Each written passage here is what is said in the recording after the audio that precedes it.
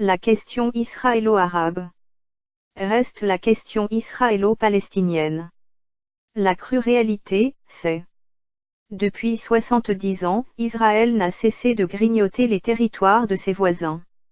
Il occupe actuellement le Golan syrien, les fermes de Sheba libanaises, une très grande partie des territoires palestiniens de 1967 dont presque tout Jérusalem-Est.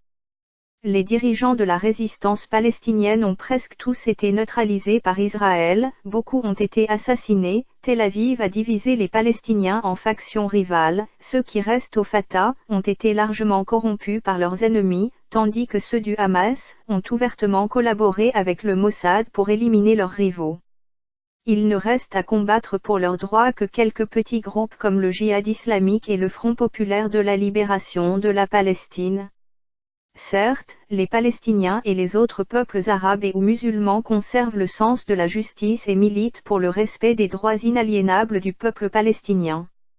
Mais en l'absence de représentation politique crédible, ils ne peuvent rien faire, sinon défiler par dizaines de millions le jour de Jérusalem.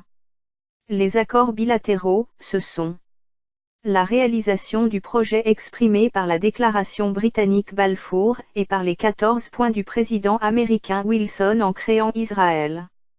La lettre adressée au Premier ministre Ariel Sharon, par le président George Bush Jr., qui réfute le droit au retour des réfugiés palestiniens et reconnaît les territoires conquis, depuis 1949, comme faisant partie intégrante d'Israël.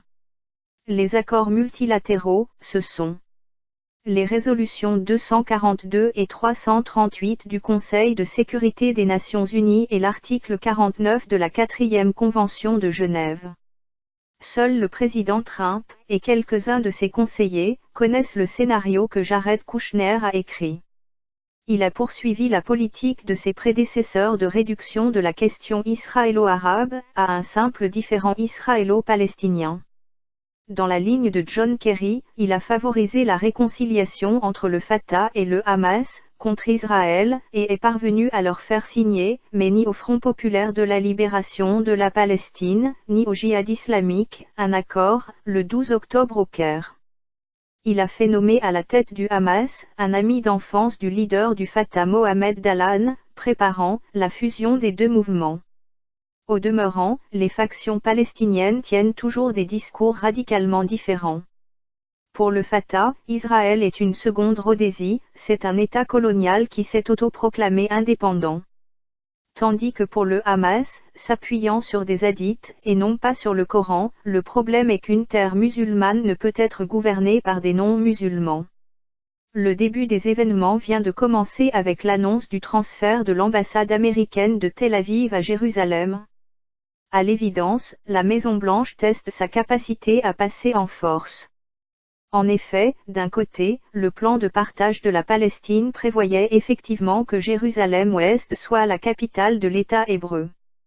Mais d'un autre, le Conseil de sécurité condamna Israël, lorsqu'il fit unilatéralement de Jérusalem-Ouest sa capitale.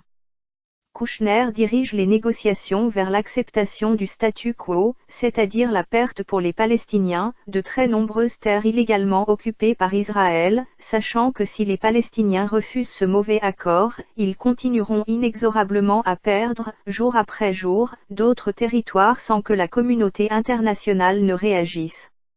Seule la délimitation géographique de leur État, quelle qu'elle soit, leur garantit l'intégrité définitive de leur territoire. L'étrange réunion de l'Organisation de coopération islamique, qui vient de se tenir à Istanbul, a proposé de transférer la capitale de l'État palestinien de Ramallah à Jérusalem-Est. Sauf que cela paraît difficilement faisable, et n'a effectivement pas été fait. Peut-être ne s'agissait-il que d'un baroud d'honneur destiné à faire admettre cet abandon dans l'opinion publique musulmane.